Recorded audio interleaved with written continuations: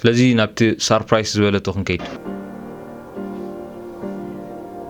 بسلام نعدي خيد القرن ካብ ኤርትራ ምስ መጻና أنا هو تيملو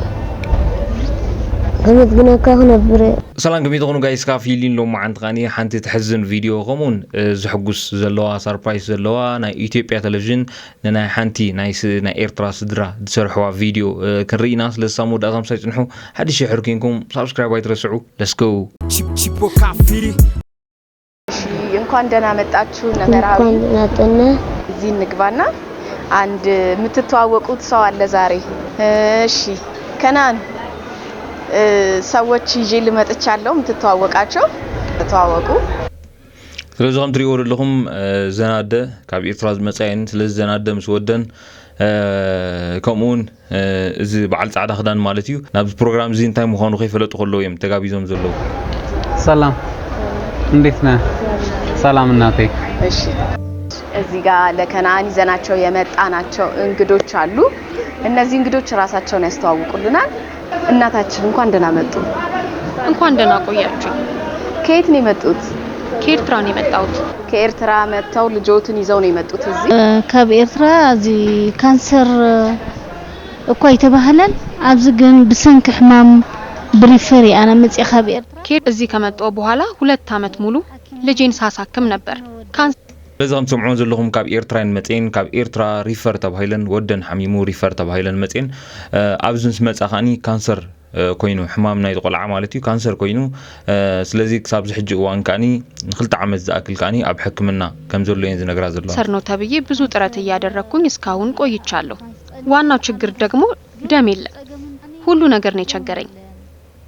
በቃ አልቻልኩም ጎደም ኮይኒ እንግዲህ ስለዚህ ሁሉ ጊዜ ትሽግረን ዝብሎ ዘለዋ ደም እዩ ተቆልዓ ደም ክወስዳሎ ዝሓሸ ንኽኸውን ማለት እዩ ስለዚህ ተኣሸጋሪ ኮይኑ ዘሎ ደም ንምርካብ ምዃኑ ይንዛረባ ዘሎ ተጽፎላቸው ነው ወደዚህ ወደ አዲስ አበባ የመጡት ነው እያሉ ነው ያሉት ኣብ ኤርትራ ሄጂ ብሪፈር ምስ መጻኹ ኣብዚ ከኤርትራ የመጣሁት ሪፈር ተብዬ ነው እዚህ ካንሰር ተብዬ እዚህ አካባቢ ጋር እብጠት አለው አሉ 2 አመት ሙሉ ታክሟል ቢታከመም ግን መጀመሪያ ኬሞ ወሰደ ከዛ በኋላ ወደ ኪኒን ተቀየረለት ይሄ ሁሉ ሆኖ ግን ልጄ የደም ችግር ስላጋጠመው በሽታው አሁንም አልተለወጠም ስላልተሻለውም ደግሞ ተደጋጋሚ የሰውነት እብጠት ተደጋጋሚ ስቃይ ሆነበት ለምን ደም የለም ስለዚህ ግለሰቦችም ተባበሩኝ ስለዚህ ከም ተቀዲመ ዝበልኩም ንክልተ ዓመት ኸውን እዩ ኣብ ሕክምና ጸኒሑ ካንሰር ምተባሃለ ንክልተ ዓመት እዩ ኣብ ሕክምና ጸኒሑ እንተኾነ ግን ኣብዚ ሕጂ እዋን ብተደጋጋሚ ወላ እኳ ሕማም ብዲቴይል እንታይ ይበሃል ተዘይገብርና ግን ብተደጋጋሚ ናይ ኣብ ክሳዱ ሕበጥ ይረኣየሎ ማለት እዩ ናይዚ ምክንያት ከዓኒ ናይ ደም ሽግር ስለዘጋጠሞ እዩ ማለት እዩ ስለዚህ እዚ ናይ ደም ሽግር ከዓኒ ቀጻሊ ካብ ሰብ ደም ክወስድ ኣለዎ ማለት እዩ ኩሉ ግዜ ናይ ደም ሽግር የጋጥሞ ስለዚህ ቀጻሊ ከዓኒ ካብ ሰብ ደም ክወስድ ድልዮ ወይ ከዓ ንኽሓይሽ እንድሕር ኮይኑ ካብ ሰብ ደም ከም ዘድልያ ትነግር ዘላ ማለት እዩ በፈጣሪ ስም ማጸናለሁ ካብ ደም መልክዕ ከዓኒ ክትሓጋገዙንን ክትሓባበሩንን ኣብቲ ፈጣሪ ተሓባበሩንን ብለኩም ኣለኹ ጊዜ ቆዩ እዚህ ከመጡ 2 ዓመት ቆዩ እስቲ ደግሞ ወደ መራዊ እንሂድና ተመልሼው ደርሶ መጣል እሺ መራዊ እንኳን ደህና መጣ እንኳን ደህና ጠኝ መራዊ ሽሙ ዝቆልዓ ዛሬ እዚህ ለምንድን ነው የመጣኸው ወደ አንድ ቦታ ትሄዳለህ ዘንተ ወደ አንድ ቦታ ትሄዳለህ ተብለህ የመጣኸው እንጂ የት እየሄድክ እንደሆነ አላወቅም አይደል ናብዚ ፕሮግራም ቅድም ምምጾም ናበይ ከም ዝኸዱ አይፈለጡን ነይሮም ሓደ ሰብ ክትረኽቡ ኢኹም ተባሂሎም ጥራይም መጽኦም ማለት እዩ ስለዚህ መምጽኦም ምክንያቱ ውን አይፈለጡን ይዝብዘሉ የት እየሄድክ እንደሆነ አላወቅም አይደል ሪፈር ተጽፎላቸው እዚህ ደም ስለሚያስፈልገው ከቀደሙ ሁሉ እንደነ ማቴዎስ ደም ካልወሰደ መኖር የማይችል ታዳጊ ነው ለ2 አመት ያክል በቁጥር በጣም ብዙ የሆነ የሰዎችን ደም እየወሰደ የሚገኝ ታዳጊ የእናንተን ደም ይጠብቃል ደም ያስፈልገዋል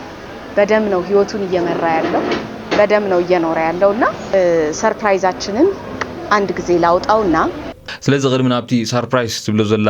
ቅድም ኻድና ከም ተቀዲመ ዝበልኩም ዝቆልዓ ዚን ልዕሊ 2 ዓመት ዝኸውን እዩ ኣብ ሕክምና ጸኒሑ ዘሎ ወይ ከዓ ሪፈር ምስ መጸ ካንሰር ተባሂሉ ን2 ዓመት ዝኣክል ትሕማም እንዳገደዶ ኸይድ ኣሎ ናይዚ ምክንያት ከዓኒ ተወሳኺ ናይ ደም ሽግር ስለዘጋጠሙ ማለት እዩ ስለዚ ዝቆልዓ እዚ ብተደጋጋሚ ካብ ሰብ ደም ክወስድ ኣለዎ ስለዚ ካብ ሰብ ክወስድ እንድሕር ኮይኑ ኸኣኒ ፍላይ ዝሓለፈ 2 ዓመት እንድሕር ደም ወስድ ተነይሩ ኸኣኒ ካብ ቤተሰቡ ጥራይ እውን ከኣኽሎ ይክእልኒ ማለት እዩ ስለዚ ብዙሓት ሰባት ከይድና ክንሕግዞ ይግባእ ብፍላይ ኣዲስ ኣበባ ዘለኹም ማለት እዩ ነዚ ቆልዓ እዚ ብደም ምልጋስ ክትሕግዝዎ ትደልዩ ኣብ ጥቁር ኣንበሳ ዝበሃል ሕክምና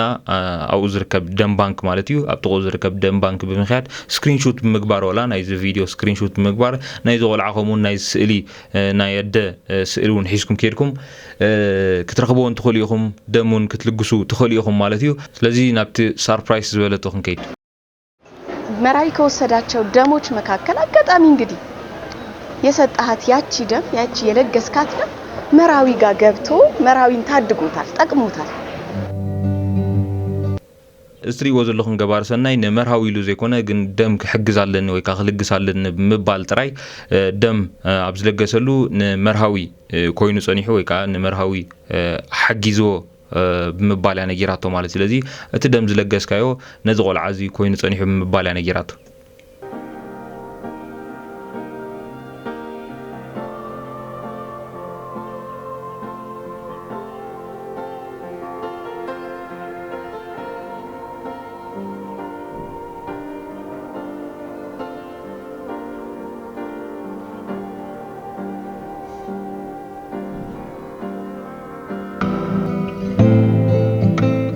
አድርገን እናመሰግንሃለን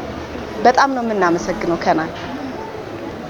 ይሄ ልጅ እዚህ ጋር የምታየው ከነአን ይባላል በቀደም ለታ አንድ ደም ሰጥቶ ነበር ያ የሰጠው ደም ወደ አንተ መጥቶ ተሰጥቷልና አንድ ከሰጡ ሰዎች መካከል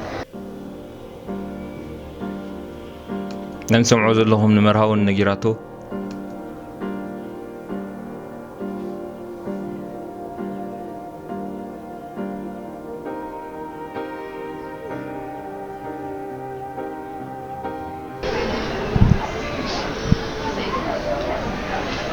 من تعناني هبو أملاخ كل جزية كبن حجزني بر أنا حنتي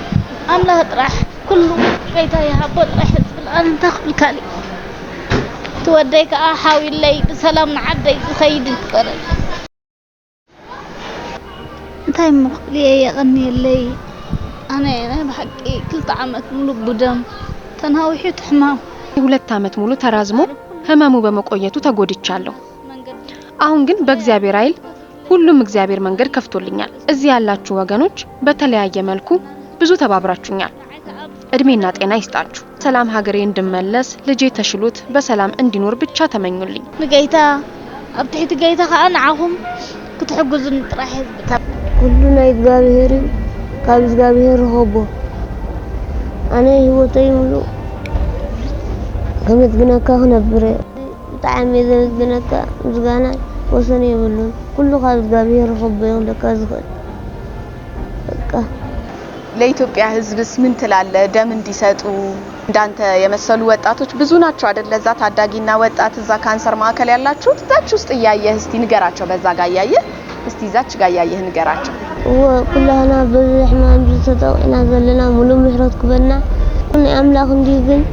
ኣብትሕቲ አምላክ ሓገዝና ይሰብየልካ احنا كلنا بزحمان طوعنا زلنا من محرز قبرنا نتيم ذلقوسوها المنت عناني هبوم كاب أملاك يركبوه أنا الحين تقول له يقول أي كلنا زي قالوا نقول الحين تقول له كلنا كل كاب أملاك يركبوه مراوي سنت عمتونه سنتኛ ክፍልስ ነው እና ደግሞ ለርሶ ስንተኛ ልጅ 13 وديو حجنا 14 اتيلو سالساي كايو كتمرت خاني كاب قداماي سغاب شادشاي ناب شاوعاي مستسغاغره بتحمام مصيو شاوعاي اي تمهرن كاب ايرترا مس مصانا هاني كلت عامتنا كلتشن 21 ورح 6 مصي انا بزي ما وداتا ورح شاوعته كلتشن 21 جميره كساب زازلخوا كلت عامتن حنت ورحن غير الله وش تخلت عامتن حنت ورحن ግን كيمو وسيدو مجمريا طرشو ጨረር ገይሩ ጨረር ምስ ገበረ ለውጥ ይረከብ ኩሉን በኸኒና አወርሕ ወርሒ ከኒና ይወስዳሉ تكنينا فرق رخيبه يلخو فرق قلنا يرخبكو ابزي حجي اتدم ناتو صقم يزنصالن جلاني تا كابتن كنينا 4 عينت انت عزيزن تن 4 عينت حنتي يرخبكو شجر ገንዘብ ዲዩ በአብዝ ዓድ መሳአኑት መድሃኒት ዲዩ ብደገለው ግን ና ገንዘብ ዓቅም ስለዘየለ ብደገ ከምጽኦ አይክልን ተንሰለስተ አይነት መድሃኒት ግን ይወስዳል እነሱ እኔን ሊያመሰግኑኝ ሳይሆን እኔ ነኝ እነሱ ላመሰግናቸው የሚገባው እና እግዚአብሔር ያክብርልኝ እኔ ነኝ ላመሰግንህ የሚገባው እሺ ስለዚህ ከም ዝራእኹሞ ናይዚ መርሃዊ ዝተባሃለ ቆልዓ ናይ ደም ሽግር ዋላ እኳ ዝዓበየ ናይ ደም ሽግር እንተኾነ ከም ዝሰምዑ ፀናሕኩም ዘናደ ክዛረቡ ፀናሑን ሓደ ዘይረኸቦ መድሃኒታት ኣሎ ማለት እዩ ወይ ከዓ ዝሰኣዘዘሉ ሞ ዘይረኸቦ መድሃኒታት ኣሎ ስለዚ ብደም ምልጋስ ክትሕግዝዎ ትደልዩ ከም ተቐዲመ ዝነገርኩኹም ኣብ ጥቁር ኣንበሳ ዝርከብ ደም ባንክ ብምኽያድ በዚ ስእሊ ስክሪንሾት ምግባር ክትረኽብዎም ትኽእሉ ኢኹም ኣድራሽኦም እውን ክትረኽቡ ትኽእሉ ኢኹም ብልክዕ ኣድራሽኦም ግን ምስ ረኸብኩም ክነግረኩም እዩ ማለት እዩ ሰብጋስ نايلو معانت فيديوز مثل نيرو حدش يحركينكم سبسكرايب ويترسعوا سام نيكس مدام نرغب بيس